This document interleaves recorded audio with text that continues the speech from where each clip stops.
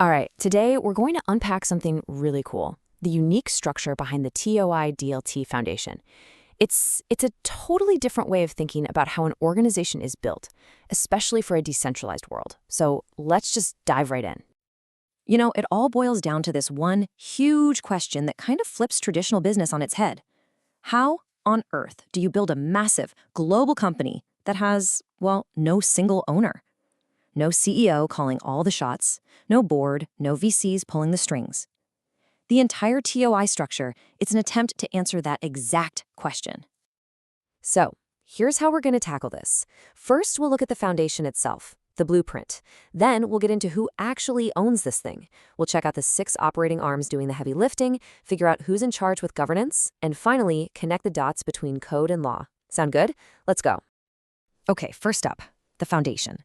This is the blueprint, the very core of this whole thing. So what is the TOI DLT Foundation? Well, legally, it's a foundation set up in the Abu Dhabi Global Market, the ADGM. And it basically does 3 main things. It handles governance, so setting the rules of the road. It provides stewardship, kind of guiding the long-term vision. And, super important, it holds all the intellectual property. Honestly, the best way to think about it is like the brain, or maybe the central nervous system for the entire TOI ecosystem. Okay, so we've got this central foundation. Makes sense. But here's the million-dollar question. Who owns it?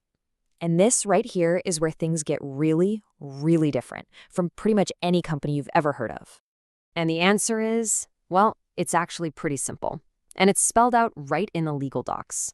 It's not some mystery founder. It's not a CEO or a board of directors. Nope. The ultimate beneficial owners are the people holding the TOI token. TOIN. That's it. So, if you hold a TOIN, what does that actually mean for you? It's huge. It means you're not just a user, you're an owner, period. You're an economic stakeholder, so you have a piece of the value. And you're a governance stakeholder, which means you get a real say in where this thing goes. And listen, this isn't just some vague promise. These are your rights, legally spelled out and protected in the Foundation's official charter. All right, so we know the token holders are the owners, but who's actually doing the work, right? Who's building the tech and running the show day to day? Well, that job belongs to 6 very specific operating arms. And these aren't just partners or some companies they work with. No, the Foundation owns 100% of these 6 companies. They are wholly owned subsidiaries. I like to think of them as the different ministries in this digital nation state. Each one has a super specific, super critical job to do. And when you look at what these 6 subsidiaries do, you really get a sense of the scale here. You've got TOI Chain, which is the core blockchain network itself, based out of Dubai. Then you have the TOI Exchange and the TOI USD stablecoin, and they're set up to operate in both Dubai and the US. And then, man, it gets into some serious deep tech. We're talking TOI Cloud for decentralized infrastructure, TOI AI for machine reasoning, and even TOI chips for developing semiconductors. They've got operations in the US and Riyadh. It's a massive, global, and really integrated setup. Okay, so you've got all these different companies spread across the globe doing all this complex stuff. That leads to a pretty obvious question, right? Who is actually in charge? Who's steering this ship? The governance structure is actually pretty clear. It's a hierarchy, with power flowing from the top down. So right at the very top, you have the TOIN holders, you, the owners. You delegate the big picture strategic stuff to a foundation council.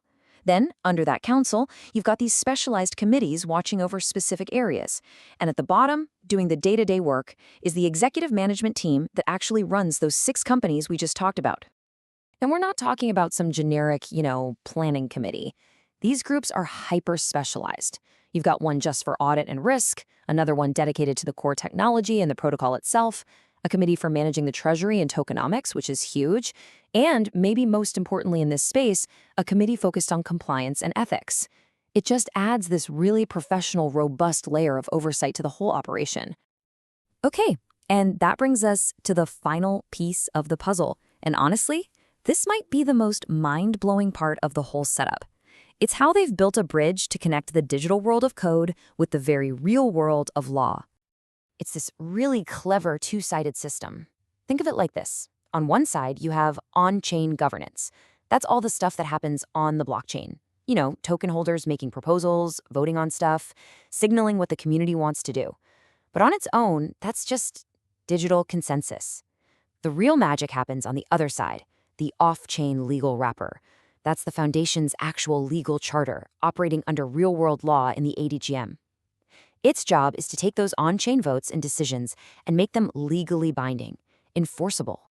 So the foundation acts as this crucial bridge, or maybe it's more like a translator. It listens to the collective will of this global decentralized community, which speaks the language of blockchain votes, and it translates that will into real-world compliant actions. Actions that courts, regulators, and traditional businesses can actually understand and work with. It's a really elegant solution to one of the biggest problems in the entire decentralized space.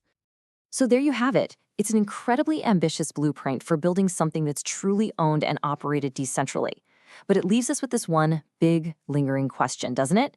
As these networks get bigger and faster and way more complex, can a static legal document, a charter, ever truly keep up with the living, breathing will of a decentralized community?